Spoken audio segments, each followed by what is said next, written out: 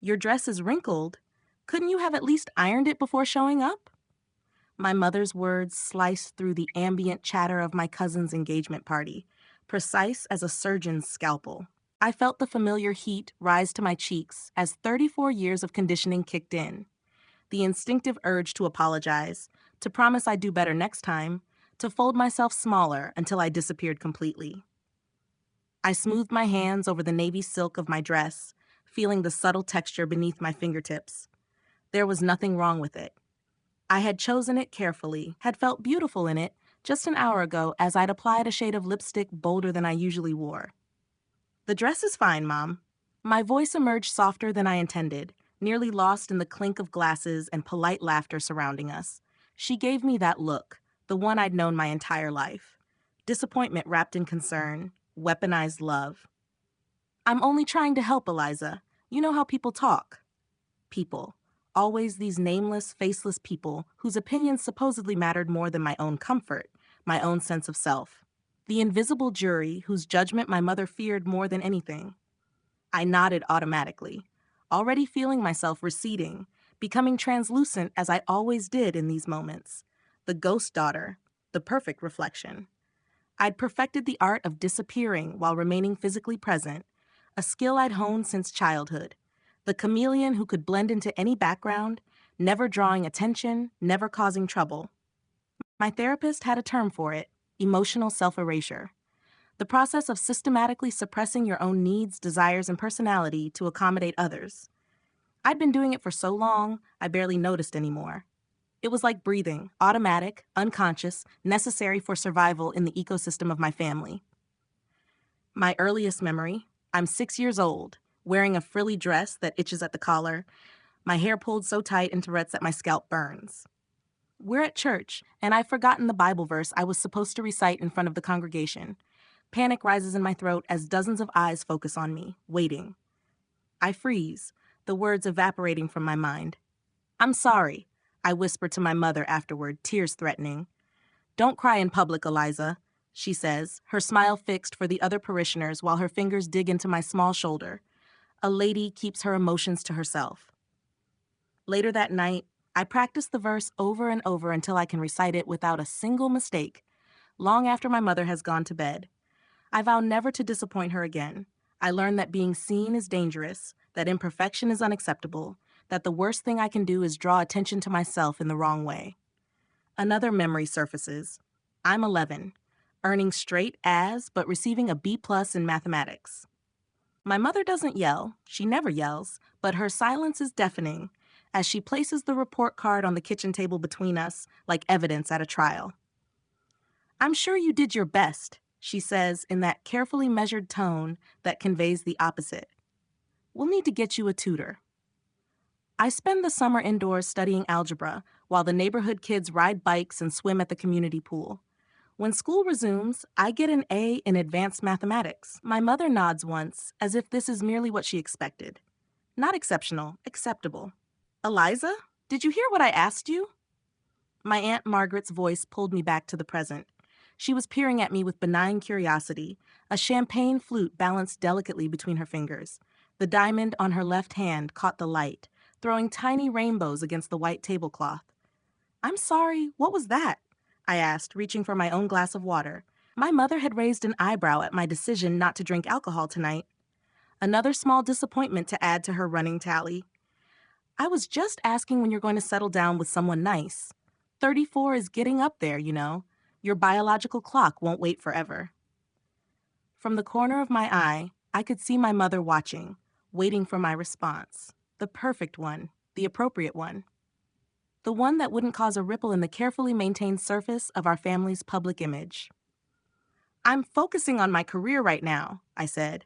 The words so rehearsed, they felt like lines from a script I hadn't written. Such a shame, Aunt Margaret sighed, glancing at my mother with complicity. You'd make beautiful babies. My mother leaned in, her perfume, always the same since I was a child, Chanel No. 5, enveloping me like a fog. What Eliza means is that she's waiting for the right person. Isn't that right, dear? There it was, the prompt. My cue to agree, to let her speak over me, to let her reshape my words into something more palatable for consumption by our family. I felt something shift inside me, like tectonic plates grinding beneath the earth, imperceptible on the surface but changing everything below. 3 sessions ago, my therapist had asked me a simple question that had kept me awake for nights afterward. What would happen if you just said what you actually thought just once? Nothing good. I'd replied immediately, the certainty of it solid as stone. How do you know? She'd countered. Have you ever tried? I hadn't. Not really. Not in any way that mattered. Actually, I said now, my voice steadier than I expected, what I meant was exactly what I said. I'm focusing on my career. I don't know if I want children. The silence that followed felt physical, as though the air had solidified around us. My mother's smile froze, her eyes widening just enough that only I would notice. 20 years of working at Martin and Blackwell Law had made her an expert at maintaining composure in hostile negotiations. I'd seen that same micro-expression when opposing counsel surprised her with unexpected evidence. Don't be ridiculous, she whispered, leaning closer so that only I could hear. Of course you want children. Do I asked, genuinely curious now. Or do you want me to want them? Something flashed across her face. Fear, perhaps, or confusion. She wasn't used to this version of me, the one who asked questions instead of nodding along. Let's not make a scene, she said, reaching for my arm. Everyone's having such a lovely time. I looked around at everyone, my relatives engaged in the same conversations they'd been having for decades, performing the same roles in our family's ongoing theater production. My cousin Jessica, newly engaged, looking more trapped than joyful as she showed off her ring. My uncle pretending he wasn't on his fourth scotch. My younger cousin checking his phone under the table, desperate for escape. The perfect tableau of a family that had mastered the art of appearance over substance. Had we ever been real with each other? Any of us? Had we ever said the things that mattered? Had the conversations that might have drawn us closer, instead of locking us into these rigid patterns of performance? I think I need some air, I said, standing up so suddenly that my chair scraped loudly against the floor. Several heads turned. My mother's fingers tightened on my wrist. Eliza, sit down. People are looking. Let them look. The words came out before I could censor them, before I could filter them through the complex system of checks and balances I'd installed in my mind years ago. My mother's eyes widened a fraction more. I could almost see the calculations happening behind them. How to minimize damage, how to regain control, how to smooth over this momentary disruption in the program. I walked away, feeling lightheaded, unsure if it was panic or exhilaration making my heart pound so hard. The terrace was empty, thankfully, the evening air cool against my flushed skin. I gripped the stone balustrade, breathing deeply, waiting for the wave of guilt to crash over me. It didn't come. Instead, I felt something unfamiliar. Relief, as though I'd been holding my breath underwater for years and had finally surfaced. My lungs expanded fully for what felt like the first time. I heard the door open behind me and knew without turning that it was my mother. Her heels clicked precisely against the stone, measuring the distance between us like a countdown. What has gotten into you? She asked, her voice controlled but trembling slightly. You're embarrassing yourself. You're embarrassing me. I turned to face her, really seeing her for perhaps the first time. The meticulous makeup that couldn't quite hide the fine lines around her eyes. The rigid posture that spoke of a lifetime of holding herself together. The fear, yes, that's what it was, behind her carefully constructed facade. I'm not embarrassing anyone, Mom. I'm just being honest. There's a time and place for honesty, Eliza. This isn't it. I almost laughed. When is it then? When have you ever wanted to hear what I actually think or feel? She recoiled as if I'd slapped her. That's not fair. Everything I've ever done has been for you. To give you the life I never had, the opportunity to become exactly who you wanted me to be, I finished for her. Not who I am. And who are you exactly? There was a dangerous edge to her voice now. This person who suddenly doesn't care about family, about tradition, about proper behavior. The question hung between us, and I realized with startling clarity that I didn't fully know the answer. I'd spent so long being her reflection that my own outline had blurred. Who was I when not defined by her expectations? What did I want when not constrained by her approval? I'm still figuring that out, I said finally. But I know I'm not the person who's going to apologize for a perfectly fine dress, or lie about wanting children, or sit quietly while people talk about me as if I'm not in the room. She crossed her arms, a defensive gesture I recognized from countless previous confrontations. So this is my fault? I'm the villain in your story? This isn't about villains, Mom. It's about me finally recognizing that I've been living my life according to your script. And I'm tired. I'm so tired of it. Something shifted in her expression then, a crack in the perfect mask she'd worn for as long as I could remember. For a moment, I glimpsed something vulnerable, something wounded. You have no idea, she said quietly, what it takes to survive in this world as a woman. The sacrifices I've made were yours to make, I interrupted gently. Not mine. Your choices were yours. Mine should be mine. She flinched, then recovered, drawing herself up. You think it's so simple.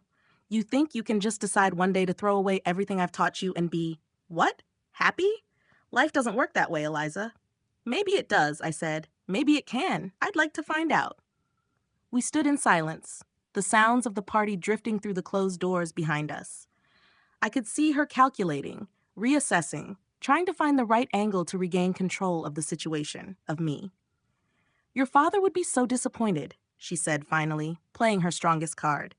I felt the familiar stab of pain at the mention of my father, gone 7 years now. The man who'd taught me to fish, who'd slipped me adventure novels when my mother wasn't looking, who'd winked at me conspiratorially when I'd gotten dirt on my Sunday dress. My father, who'd lived so much of his own life according to my mother's expectations. Who'd wanted to be an artist, but became an accountant because it was practical, respectable. Who'd painted in secret in the garage on weekends, canvases that were never displayed, dreams deferred until they withered. I remembered finding him there once, lost in the creation of a vibrant landscape, completely unaware of my presence. It was the only time I'd ever seen him truly free, truly himself. A month after his death, my mother had donated all his painting supplies to Goodwill without asking if I might want them. Clutter, she'd called them, as if his passion had been merely an inconvenience.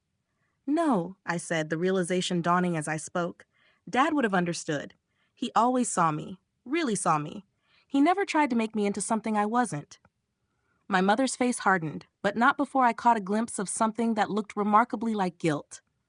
Your father indulged you. I prepared you for reality. Your reality, I corrected, not mine. She shook her head, a dismissive gesture I'd seen countless times. This is just a phase. You'll come to your senses. This isn't a phase, Mom. This is me finally being honest, with you and with myself. And what truth is that? She asked, her voice brittle. I took a deep breath. That I'm not living the life I want. That I've spent years trying to please you at the expense of my own happiness. That I'm tired of being the perfect daughter who never makes waves. So you choose now, at your cousin's engagement party, to make waves? To reject everything I've done for you? I'm not rejecting you, I said, feeling a sudden compassion for her that surprised me. I'm just choosing myself for once. She looked at me as if I were speaking a language she couldn't understand. Perhaps I was. Perhaps the concept of choosing oneself was as foreign to her as it had been to me until this moment. You sound like those self-help books, she said with disdain. All this talk about choosing yourself.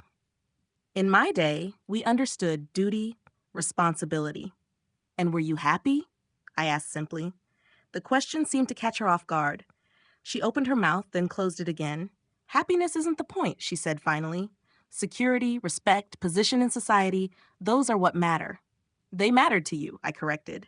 They were never what I wanted. Then what do you want, Eliza? There was genuine confusion in her voice now, as if the question had never occurred to her before. What did I want? The question echoed in my mind. Freedom from expectation? Permission to make mistakes? The space to discover who I might be when not contorted into shapes designed to please others? I thought of the painting supplies gathering dust in my closet, my secret rebellion, my hidden self. The online art class I'd been taking for months but had told no one about. The sketchbooks filled with drawings that expressed what I couldn't say aloud. My father's daughter, after all, hiding my true self in corners and shadows. I want to live without apology, I said finally. I want to stop hiding parts of myself to make other people comfortable. I want to stop pretending. Pretending what? She asked, her voice barely audible now. That I'm okay with being invisible. That I don't have opinions, desires, dreams that might not match yours. That I haven't spent years in therapy trying to find my own voice beneath all the shoulds and musts you taught me. She flinched at the mention of therapy. Another topic we never discussed. Another reality she preferred to ignore. Therapy, she repeated, the word itself seeming to offend her. As if our family problems should be discussed with strangers. They weren't being discussed with anyone else, I pointed out. Certainly not with you. You could have come to me, she said, but there was uncertainty in her voice. Could I? Would you have listened? Or would you have told me to keep my chin up, to be stronger, to stop dwelling on things? She didn't answer, which was answer enough. I never meant to harm you, she said, and for the first time in our conversation, perhaps in our relationship, I heard uncertainty in her voice. I only wanted to protect you from making mistakes. Mistakes are how we learn, I said gently. They're how we figure out who we are. Not all mistakes can be undone, she countered. And there was something in her tone, a personal knowledge, a lived experience, that made me wonder what mistakes she might be referring to. What regrets she carried silently.